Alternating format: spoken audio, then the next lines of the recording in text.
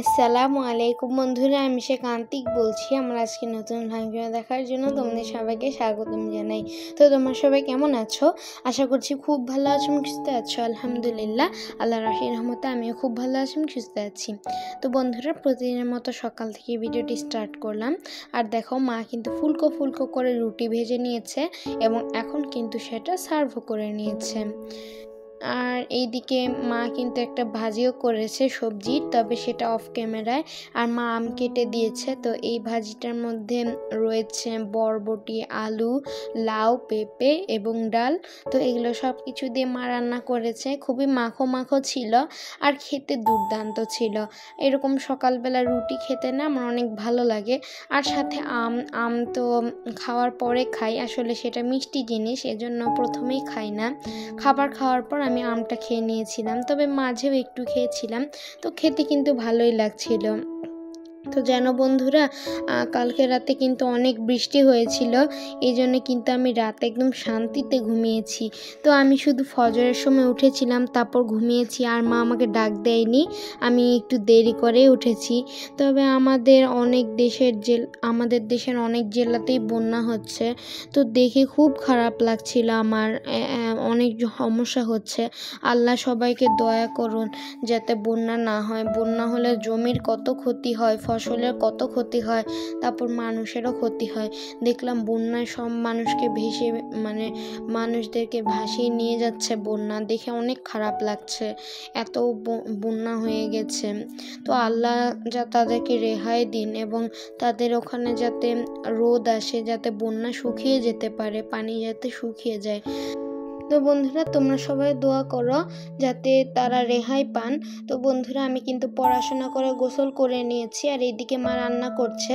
তো মা মশলা কষিয়ে নিয়েছে, আর এখানে কিন্তু মা ঝিঙ্গা এবং পটল কেটে নিয়েছে। তো যেহেতু এই দুটো সবজি থেকেই পানি বের হবে, এই জন্য কিন্তু মা এতটা পানি দিবে না এখানে। আর এই তো মশলার মধ্যে কিন্তু মা এগুলো সব সবজি সুন্দর করে কষিয়ে নিচ্ছে। তো এই সবজি ঝিঙ্গা তো আমার খেতে অনেক ভালো লাগে, আর পটল অনেক ভালো লাগে। তো এগুলো কিন্তু মা চিংড়ি দিয়ে রান্না করবে আজকে। আর ঝিঙ্গা পটল দিয়ে চিংড়ি তো দারুণ লাগে। তো মা কিন্তু চিংড়িও সুন্দর করে ভেজে নিয়েছিল। তো সেটা ভাজাই ছিল, সেটা কিন্তু মা পরে দিয়ে দিয়েছিল। তো বন্ধুরা দেখো, রান্না করতে করতে কতগুলো পানি বেরিয়ে গেছে, তোমরা দেখতেই পাচ্ছ। আসলে বললাম না, এই সবজিগুলোকে রান্না করতে করতে অনেক পানি বের হয়, তারপর এগুলো সবজির স্বাস্থ্যও খারাপ হয়ে যায়। তো তাদের স্বাস্থ্য একদম মিশে যায়, এই জন্য তরকারিটাও স্বাস্থ্যকর হয়। তো এই তো তাদের স্বাস্থ্য মিশে গেছে। আর মা কিন্তু সবুজ সবুজ করেই রান্না করার চেষ্টা করে, কেননা তাহলে পুষ্টিগুণটা ভালো থাকে। তাছাড়া যতগুলো তাদের স্বাস্থ্য বের হয়েছে সেগুলো সব নষ্ট হয়ে যাবে। তো বন্ধুরা দেখো, মা কিন্তু এখন আরেকটু পানি দিয়ে দিল। তো এখন কিন্তু মা একটু নেড়ে চেড়ে নিলাম, আর এই পর্যায়ে মা চিংড়িগুলো দিয়ে দিয়েছে। তো এখন কিন্তু একদম সুন্দর করে রান্না হয়ে যাচ্ছে। এত সুন্দর লাগছে দেখতে, আর এত সুন্দর স্মেল বের হচ্ছে। চিংড়ি খেতে না আসলে অনেক মজা লাগে। তোমাদের কার কার এরকম সবজি দিয়ে চিংড়ি খেতে অনেক ভালো লাগে অবশ্যই জানিয়ে দিও। আসলে অনেকের ভালো লাগে, আবার অনেকের লাগে না। তো বন্ধুরা দেখো, মায়ের কিন্তু রান্নাটা প্রায় হয়ে গেছে। এখন অনেক সুন্দর সুঘ্রাণও বের হচ্ছে এবং ধোঁয়াও বের হচ্ছে। তো এখন কিন্তু মা সার্ভ করে নিবে, ডিশ আউট করে নিবে। তো দেখো, মা কিন্তু এখানে মশলা কষিয়ে নিচ্ছে সুন্দর করে। আসলে মা এখানে একটা মাছ রান্না করবে, মাছটার নাম হচ্ছে কালবাউস। তো সেটা কিন্তু কিছুটা রুই মাছের মতোই দেখতে, তবে সেটা না অনেক কালো, এই জন্য সেটাকে কালবাউস বলে।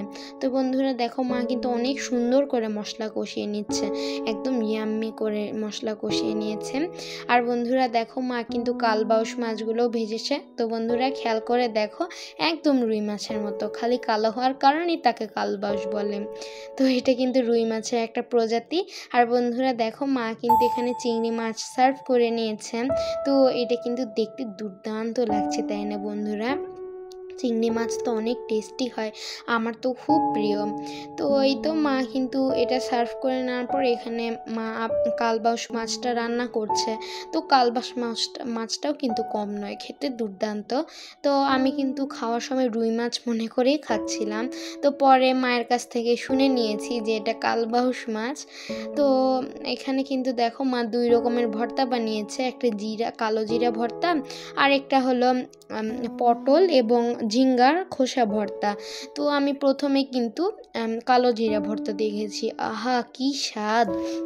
আমার আর মায়ের কালো জিরে ভর্তা যে এত ভালো লাগে, রসুন পেঁয়াজ এবং কাঁচামরিচ দিয়ে মা কালো জিরা ভর্তাটা করেছে, খেতে এত মজা বন্ধুরা। আর শিলপাটায় বেটে রান্না করেছে, এর জন্য কিন্তু আরও সুন্দর একটা ফ্লেভারের ছাড় আঠা আঠা হয়েছে। আর দেখো আমি কিন্তু সেই খোসা ভাজিটা খাচ্ছি। তো খাওয়ার পর আমি বুঝে গেছি, মানে এই ভর্তাটা খাচ্ছি, তো খাওয়ার পর আমি বুঝে গেছি এরা নিশ্চয়ই কোনো খোসার ভর্তা। তো মাকে বললাম, মা তুমি নিশ্চয়ই কোনো সবজির খোসা ভর্তা করেছো তাই না? আসলে আমি স্বাদ মানে খাওয়ার পরই বুঝে গেছি, স্বাদটা অনুভব করে। তো তারপর মা বলল তুমি একদম ঠিক ধরেছ। তো আমার কাছে তো অনেক ভালো লেগেছে, 2টা ভর্তাই কিন্তু দুর্দান্ত। তো ভর্তা কিন্তু বাঙালিদের কাছে অনেক ভালো লাগে, তবে বিদেশিদের কাছে আমার মনে হয় ভালো লাগবে না। তো বন্ধুরা দেখো আমি কিন্তু খেয়ে নিয়েছি সব কিছু দিয়ে। আর মা আমাকে জিজ্ঞেস করছিল তোমার কালো জিরা ভর্তাটা বেশি ভালো লেগেছে নাকি সে খোসা ভর্তা। আমি তো বলেছি দুটাই অনেক মজা হয়েছে, দুটাই দুর্দান্ত, তবে আমার কালো জিরা ভর্তাটা বেশি মজা লেগেছে। আসলে কালো জিরা ভর্তাটা আমার বেশি ফেভারেট। তো বন্ধুরা দেখো আমি কিন্তু এখন কালবাউস মাছ দিয়ে খেয়ে নিচ্ছি। তো কালবাউস মাছের মাথাটাই আমাকে দিয়েছে। তো মাথা খেতে তো আমার অনেক ভালো লাগে, তবে খেতে আমি অনেক সময় লাগাই, তবে খুবই ভালো লাগে। আসলে মাথার ভিতরে অনেক কিছু আছে, তো খেতে অনেক ভালো লাগে। তো দুর্দান্ত ছিল। আর খাওয়া দাওয়া শেষ করে প্রতিদিনের মতো আজকেও কিন্তু আমি রেস্ট নিয়েছি। তো তারপর মা একটা ভিডিও অন করেছিল, তো আমরা দুজন দেখছিলাম, দেখার কিছুক্ষণ পর মা ঘুমিয়েই পড়েছে। তো এই জন্য কিন্তু আমি ভিডিওটা শেষ পর্যন্ত দেখে তারপর কমেন্ট করে দিয়ে সেটা কিন্তু আমি সেন্ড করে দিয়েছি। আসলে আমি কিন্তু সবাইকে মানে আমার মা সবসময় সবাইকে ফুল সাপোর্ট দেয়, সবাইকে ফুল ওয়াচ করে। তো তোমরাও আমাদেরকে ফুল ওয়াচ করবে, তোমরা আমাদের উপর বিশ্বাস রাখতে পারো, আমরা তোমাদেরকে সবসময় ফুল ওয়াচ করব। তো বন্ধুরা দেখো তারপর কিন্তু আমি বাইরে খেলাধুলা করতে গিয়েছিলাম। তো বাহিরে আমি ছিলাম, তারপর মাও গেছিল। মা যাওয়ার পর আমার কিছু দিদা তারপর আমার বৌমার সাথে গল্প করছিল। তো তারপর কিন্তু মাগরিবের আজান দিয়েছে, বাসায় এসে অজু করে নামাজ আদায় করে নিয়েছি, আর এখন কোরআন তেলাওয়াত করছি।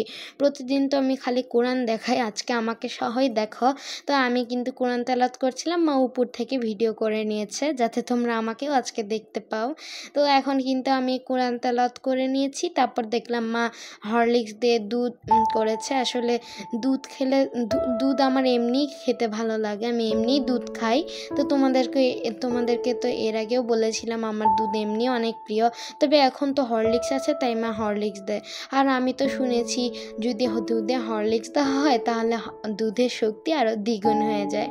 আসলে ব্যাপারটা তেমন না, তবে সবাই সবসময় বলে। তো এখন কিন্তু হরলিক্স দিয়েই মা দুধটা দিয়েছে আজকে আমাকে। আর দেখো বেবি কিছু কলা ছিল, কলাগুলো দেখতে অনেক কিউট। তো আমি সেগুলো খেয়ে নিচ্ছি, একদম বেবির মতো দেখতে। তো কলা খাওয়া শেষ করে আমি দুধ খেয়ে নিয়েছি। তো বন্ধুরা আজকে তোমাদের কাছ থেকে বিদায় নিয়ে নিচ্ছি। ভিডিওটি ভালো লাগলে অবশ্যই লাইক করে দিও, এবং আমার চ্যানেলে নতুন হয়ে থাকলে যদি মনে করো পাশে থেকে যায় তাহলে সাবস্ক্রাইব করে পাশে বেল আইকনটি প্রেস করে দিও। আর সবসময় আমাকে সাপোর্ট করো, আমার জন্য দোয়া করো, নিজের শরীরের যত্ন নিও, নিজের আপনজনকে সবসময় আগলে রেখো যাতে পরবর্তীতে কষ্ট না পেতে হয়। তো বন্ধুরা আল্লাহ হাফিজ।